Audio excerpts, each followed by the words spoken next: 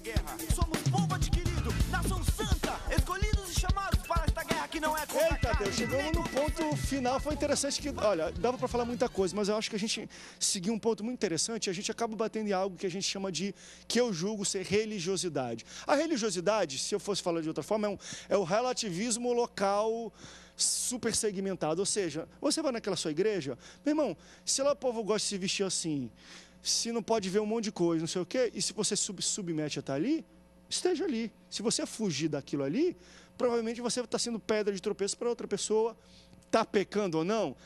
Aí vai um pouco do debate, é relativo, depende. Ali não se enquadra, mas tá é sendo interessante, porque a gente viu isso Paulo, como né? algo Comer bom. carne escandaliza. A gente viu isso como algo bom, mas ao mesmo tempo a gente tem aí talvez aí trending topics de mensagens aí nas redes sociais e tudo, de religiosidade é horrível, todo mundo prega contra a religiosidade, e às vezes eu vi até pessoas cometendo até certos pecados.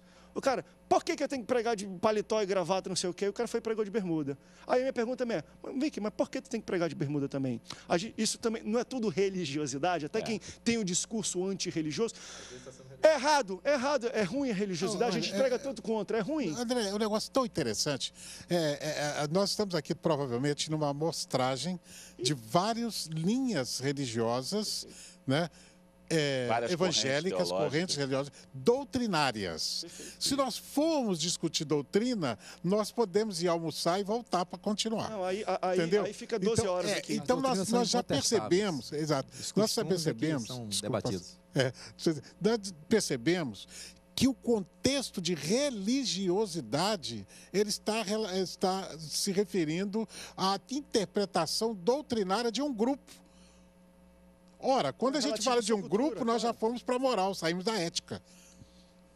A minha igreja é um grupo moral, a sua igreja, a sua, é um grupo moral que eu tenho que respeitar os seus pensamentos e a sua interpretação doutrinária. Embora eu tenha uma interpretação doutrinária diferente. Se a sua igreja é pecado, que na minha não é, e a gente é lado a lado às vezes. Exato. Agora, quando nós falamos da graça de Deus, falamos a mesma linguagem. Quando falamos do nosso Deus e da esperança no céu, falamos a mesma linguagem. Agora, a doutrina é uma discussão de convivência. Quando eu afino este pensamento doutrinário, então eu estou falando a mesma linguagem social. A igreja é um grupo social. O problema, André, dessa relatividade que é muito boa positivamente no aspecto do debate, do conhecimento, isso é nas universidades, né, a medicina, tudo isso, o direito. Agora, sobre a fé, a igreja, a Bíblia, isso é muito perigoso de gerar crentes relativos, pastores relativos. Sem compromisso, sem conteúdo, sem néctar, como eu usei lá essa semana lá na igreja, né? Você é crente suco ou crente refresco, né? Então é tudo, se for de manga, aquele jeitinho, mas tem a diferença muito grande, refresco e suco. Suco é néctar. Então a gente vai perdendo o nosso conteúdo, vai diluindo ao longo das décadas, e quando vê, a gente está igual à Europa. Aquele evangelho ralo, as igrejas sendo vendidas para prostíbulo, e aí, como vai ser isso? Que é uma coisa que eu queria levantar. E eu levantar. estou falando aberto a confronto, porque eu não sou a verdade. Isso, a minha posição é relativa. Eu acho que um dos perigos é relativa. Eu, por exemplo, sou um homem de comunicação, acho que nós devemos ler, a Bíblia manda você examinar tudo, então significa que você tem uma série de coisas para examinar. Para reter o que é bom. Mas aí o grande problema... a questão do reter o que é bom, eu vou usar a frase. Eu separei o versículo, eu não fugi dele, não. A questão é o seguinte, hoje nós temos internet, onde tem um monte de coisas boas, mentiras, uma série de coisas. Livros também. Nós começamos a ter um monte de pensadores, um monte de escritores, e eles colocaram seus pontos de vista como verdades absolutas, suas interpretações. E aí nós começamos a ter um monte de gente seguindo isso. Por exemplo, no campo da batalha espiritual, um cara chamado Frank Perret, que é um novelista, escreveu um livro, Este Mundo Tenebroso. Só que a editora Vida, ninguém prestou atenção que aquilo era uma novela. E ele dizia abertamente que aquilo era fruto da cabeça dele. E ele criou todo um mundo de batalha espiritual que virou doutrina. A base para essa maluquice que virou batalha espiritual, marcar território, fazer xixi para marcar território, começou com esse livro, Este Mundo Tenebroso, do Frank Peretz. É um livro fantástico para ler como novela, e ele diz que aquilo é novela. Ele tem um outro livro, O Profeta, fantástico. Parece revelação, não é. É apenas fruto da cabeça de um cara muito inteligente. Todo mundo começou a ler muito livro, e as pessoas começaram, então, a ter os seus guetos literários, que, na verdade, são livros, alguns teológicos, alguns de visão teológica, e isso começou a gerar uma confusão na cabeça de muita gente. As pessoas começaram a examinar. Nós tivemos acesso à árvore, eu chamo a internet de a árvore do bem e do mal, da ciência do bem e do mal. E aí nós passamos a ter acesso à árvore da ciência do bem e do mal. E a confusão, tem texto falso, tem texto mentiroso, tem texto que é furtado. Eu, no outro dia, estava vendo um camarada, fez um texto, ele escreveu, aí eu li, falei, eu já li esse texto alguns anos atrás, e fiquei procurando, corri na minha estante, encontrei esse livro, um livro que o reverendo Caio Fábio havia me presenteado em 1986, um livro de um grande teólogo alemão.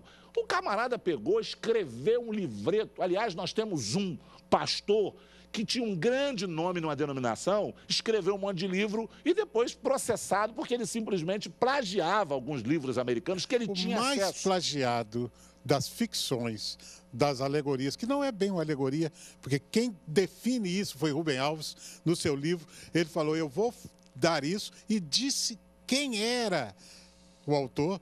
É a Águia e a Galinha. Quantas pessoas escreveram em cima disso, trazendo como se fosse dele? Mentira. Então, meu irmão, veja bem, não saber ler é o grande problema. Não saber ler. Porque quando se pega um livro, a primeira coisa que deve saber qual é a autoridade do autor para escrever o que escreveu. Deixa até além, nisso que você está falando, me veio uma pergunta há muito tempo atrás de uma pessoa que entrou ao vivo conosco, que eu acho que vem adicionar para o que é relativismo, que quando a gente entra na internet, eu não sei se é de cultura brasileira, lá está tudo misturado. E ela, de fato, levanta muitos questionamentos. Mas eu me lembro uma vez em debate, e estava um certo pastor simples, pastor até da Assembleia de Deus, e ligou uma pessoa e falou, olha, conheço o pastor que está sentado aí da Assembleia de Deus, tá, um homem de fé, não sei o que, a gente está falando, ele colocou até sobre divórcio, estava debatendo sobre divórcio. Mas eu vejo que ele, poxa, um pastor no Brasil, no interior, no Rio de Janeiro, uma igreja pequena e tal. E eu estava vendo aqui na internet aquele super pregador de Austin, da maior igreja americana, um dos caras que já tem 70 livros, e o cara não sei o que, e fala com o presidente, e ele fala o contrário. Quem é que está certo? O pastorzinho que está no fundo do quintal, não sei de onde, ou esse grande pastor? A gente começa a entrar numa dessa, aí eu falo, meu Deus, a gente vive um mundo que, se a pessoa quiser ter base, até bíblica, embora esteja errado, para a questão homossexual, ele consegue. A Bíblia é a mãe de todas as heresias. Mas o que eu disse é o seguinte, a questão dos livros é o seguinte, precisamos ler mais Bíblia. A frase é essa. Fonte, né? Mas o meu encerramento, André, precisamos ler mais da Bíblia do que livros sobre a Bíblia. Está cheio de livros sobre a Bíblia. A gente precisa voltar às Escrituras. E relativiza total. Ler a palavra e pedir direção, revelação, do que ficar lendo livros sobre a Bíblia. A pessoa lê o Código da Vinci inteiro e resumiu, mas nunca leu a Bíblia toda. É verdade, porque você lê livros sobre a Bíblia, você está lendo a Bíblia relativo ao conhecimento daquele cara. Então, o cara é alemão, ele é americano, você vai ter um conteúdo... Por isso que Paulo diz que as muitas letras confundem. Nós temos que ter muito cuidado. Tudo bem, a gente pode Vindo fazer de um filósofo, é interessante essa frase. Você pode ler muito, você é teólogo, filósofo, formação em direito, pós-graduado, mestrado. Calma.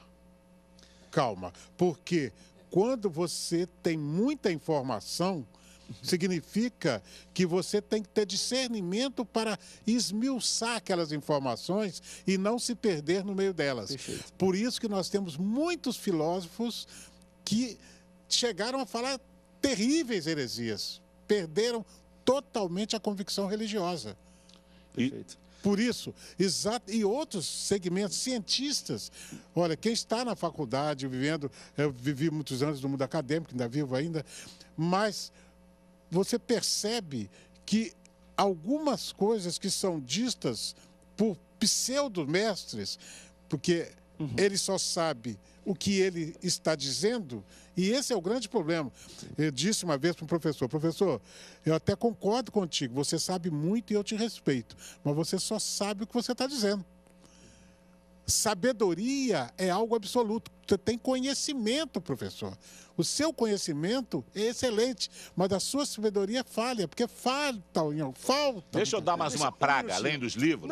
Há uma praga chamada Bíblia Comentada, uma moda que surgiu na América, ditada pelo Mike Murdock, que ganhou muito dinheiro e depois todo mundo começou a fazer. Essa praga chamada Bíblia Comentada, porque existe Bíblia. A parte comentada é o conceito humano sobre, e aí filosófico, teológico, teórico, heresia. Eu volto a dizer, a gente precisa voltar à Bíblia, voltar à palavra, voltar a pedir ao Senhor que nos revele o que Ele quer. E quebrar a cabeça, fazer como meu avô lia versículo, meu avô lia 10 vezes o versículo, porque ele era semi-analfabeto. Se não fosse o apóstolo Paulo, que seria... Mas aí nós consideramos Paulo palavra revelada, não comentada. Paulo não é um comentarista de Bíblia. Paulo é palavra. Vocês estão convidados para o segundo round, porque eu queria chegar num ponto que a gente não conseguiu, claro, porque tinha que... Que era o seguinte, o relativismo, o que ele causa... E eu vejo hoje na igreja, eu queria entrar nisso até no debate, mas não deu tempo. Ele cria um Deus individual, que é o que eu vejo hoje. É um Deus que tem que estar... Não é eu que tenho que estar do lado de Deus, é Ele que tem que estar do meu lado. Trabalha para mim. Trabalha para mim, que os outros se explodam, os outros só vão me assistir de baixo, olhando para cima, batendo palma, porque Deus vai me exaltar. Esse é o perigo, eu acho, muito do relativismo. Os parâmetros de Deus vistos de acordo com o meu pensamento, com a minha ética, com a minha cultura. Vocês estão convidados, vamos tentar marcar com a produção. O Deus individual, não é Deus pessoal, é individual. Quais são as repercussões disso? Obrigado pela sua audiência, obrigado, pastores, pela presença. Até o próximo Antenados na Geral. Tchau, tchau.